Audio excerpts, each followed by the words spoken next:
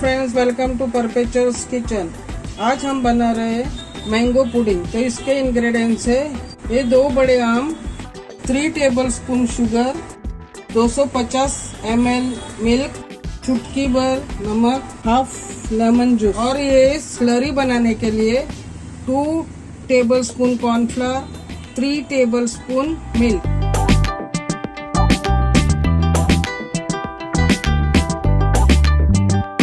तो चलिए सबसे पहले हम मैंगो का पल्प निकालेंगे। पहले हम इसे ऐसे काटेंगे।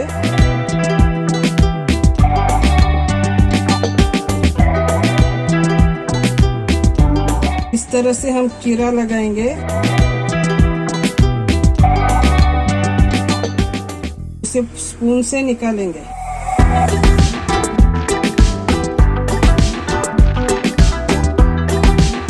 अब हम इसी तरह से दूसरे स्लाइस का भी पल्प निकालेंगे।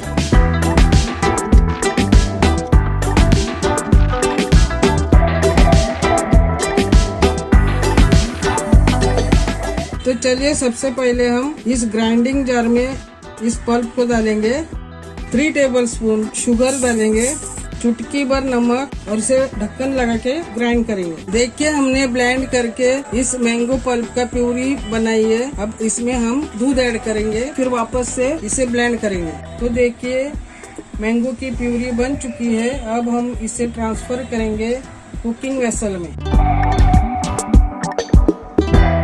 तो चलिए चलते हैं नेक्स्ट स्टेप पर। तो चलिए अब हम स्लरी बनाएंगे। अब हम बाउल में कॉर्नफ्लोर डालेंगे, 3 टेबलस्पून मिल्क डालेंगे और इसकी अच्छी तरह से स्लरी बनाएंगे।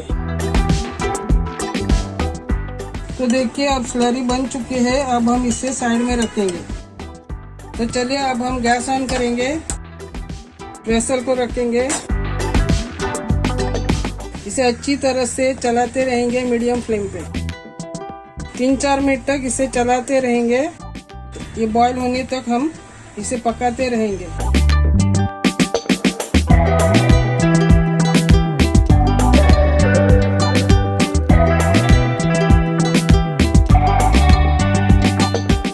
देखिए बबल्स आने लगे हैं। अब हम फ्लेम को लो करेंगे और इस स्लरी को स्टर करेंगे और एक बार।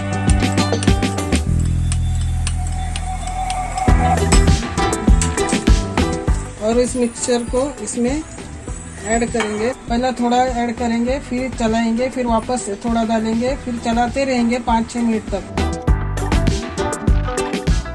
अब हम इसे लो फ्लेम पर पका रहे हैं। इसी तरह से हम चलाते रहेंगे 5-6 मिनट तक। देखिए इसकी कंसिस्टेंसी कितनी थिक हो चुकी है। अब हम गैस बंद करेंगे। अब हम इसे साइड में रखेंगे। हाफ लेमन जूस ऐड करेंगे।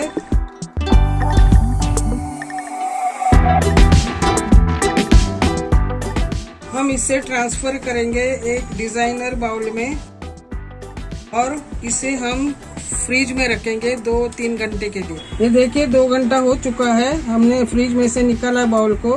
मैंगो पुडिंग हमारा तैयार है। देखिए अब इसे हम डिमोल्ड करेंगे।